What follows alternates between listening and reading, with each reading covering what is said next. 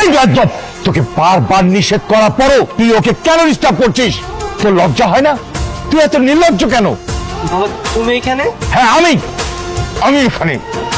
তোদের মতো ছেলেদের অপকর্মের জন্যই মানুষ রাস্তায় দাঁড়িয়ে 999-কে কল করে পুলিশ ডাকে।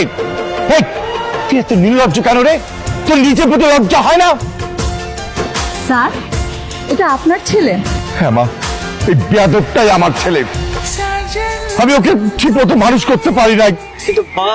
চুপ থাক, একটা কথা বলবি না। এতদিন আমার সরলতা দেখেছিস, ভালোবাসাটা দেখেছিস। আজকে তোকে থানায় নিয়ে গিয়ে বুঝিয়ে দেবো যে আমি প্রয়োজনে কতটা কঠোর হতে পারি। একে থানায় ধরে নিয়ে যাও। তুমি একা কেন? আমার ছেলে কই? অপরাধীকে বিচার না করে ছেড়ে দেওয়া যায় না, সেটা তুমি জানো না? মানে কি? আর আমার ছেলেকে আনলা না, আবার বলতেছো অপরাধী? একদম চুপ থাকবা। ওই মেয়ের আশেপাশে হতে থাকবি, আর ওই মেয়ের ছায়াও তুই পালাবি না বলে রাখলাম। মাহি দাঁড়াও দাঁড়াও, তোমার সাথে আমার কিছু কথা আছে। কি বলবেন বলেন। তুমি হৃদয়ের বিরুদ্ধে মামলাটা তুলে নাও না, হৃদয় কখনো তোমাকে ডিস্টার্ব করবে না। পুলিশ ধরে নিয়ে গেছে, পুলিশকে বলুন। আমাকে এসে বলছেন কেন? চলুন তো মামা। আমি তোমার মায়ের মতন, আমি জানি আমার ছেলেটা অনেক বড় অন্যায় করে ফেলছে, এই জন্য আমি অনেক লজ্জিত মা। তুমি আমাকে একটা হেল্প করো না মা, তুমি থানায় গিয়ে একটু অভিযোগটা তুলে নাও।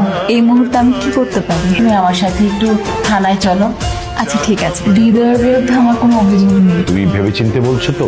বাদী তার মামলা তুলবে, এটা ভেবে বলছে নাকি না ভেবে বলছে তাতে তোমার কি? প্রতিদিন এসব ঝামেলা ভালো লাগে না। আজকে ওকে ছেড়ে দেবো, কালকে যদি আবার সেম কাজ করে আসে তখন তো আবার বিচার আসবে। আমি আর ওর বিরুদ্ধে বিচার দিব। সিগনেচার নিয়ে ওকে ছেড়ে দেবো।